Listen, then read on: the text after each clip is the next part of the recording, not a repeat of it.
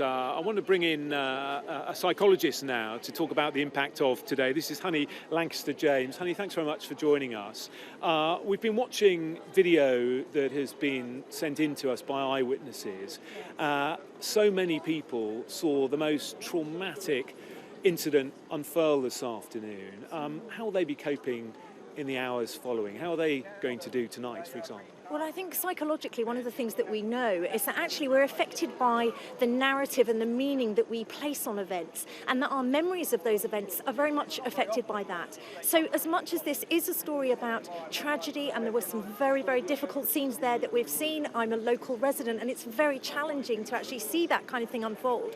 But it depends what you're looking at. You can see a story about villains here, or you can also see a story about heroes. And one of the things that I saw today was great bravery, people stepping in to help one another, and of course the amazing work of the emergency services. And undoubtedly this is a tragic event, and of course my thoughts go out to the victims and their families. But I think one of the things I hope that London and actually the world take away from this is that we can look for this as a tragedy, or we can look for this as a sign of heroic humanity coming together and stepping in to help one another in the moment of adversity.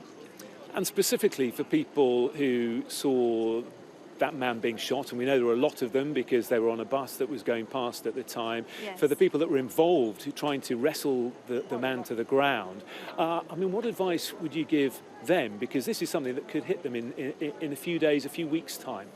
Yeah, so one of the things we know about being either a witness to a very tragic and very upsetting event, or being very actively involved in it, is that it really does depend on how that person processes that occasion. So some people will go away feeling very traumatized, feeling very distressed. They will want to talk about it, perhaps an awful lot, to get it out of off their chest and to really try and process and understand that. Some people will come away from that event feeling that they perhaps did something. They might feel empowered by it, they might feel proud of their actions on that day, and other people will have troubling questions around how did other people behave in that environment. So it will be very much down to the individual, and that's why with these kind of situations it's important to let people take their time to think about the events, talk to their families and their loved ones, and if they need to seek help from a professional and talk it through with them as well.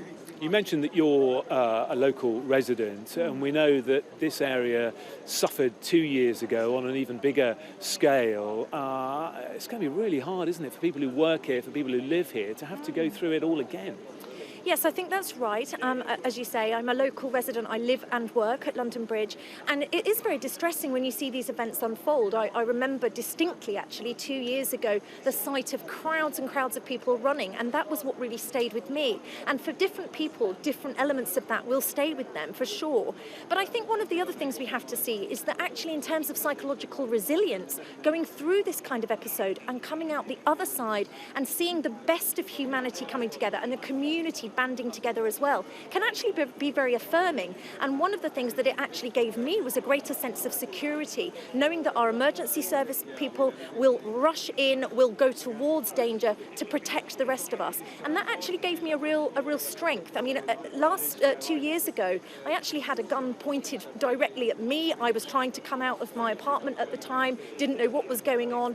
And later I was able to understand that as being, that was protecting me, that was telling me to go back inside. But those kind of events are very disturbing, but again, it comes down to what we tell ourselves about them. And I chose to tell myself a narrative that actually that means the police are looking after us, the emergency services are looking after us, and you see the best of humanity in these kind of situations unfold. And clearly you have a strong personality and you can identify the signs, but there are going to be people who don't necessarily do that for themselves, and then it's down to family members, isn't it? It's friends to spot those signs and know when to jump in and when to get the appropriate help. Yes, it can be. I think one of the things that we tend to see is that if somebody, at the moment, this is very raw, this is very difficult. People are grieving, people are in shock, people are really trying to process the early stages of it. Later on, as time unfolds, if this is something that really stays with you as an individual, that you get sort of flashbacks, intrusive thoughts, if it starts to interrupt your daily life, if you're troubled about walking across the bridge or getting on the tube, those are the kinds of things that you want to talk about. I personally personally find it quite helpful sometimes, almost the day, as soon as the cordons are lifted, to get back out there, walk across the bridge, walk around London, to see everybody going about their business. That can actually be very affirming for people, and I would encourage people to do that in the local community. Okay, very useful advice. Honey Lancaster-James, thank you very much indeed. Good to see you. Well, the situation here tonight is that London Bridge remains closed indeed.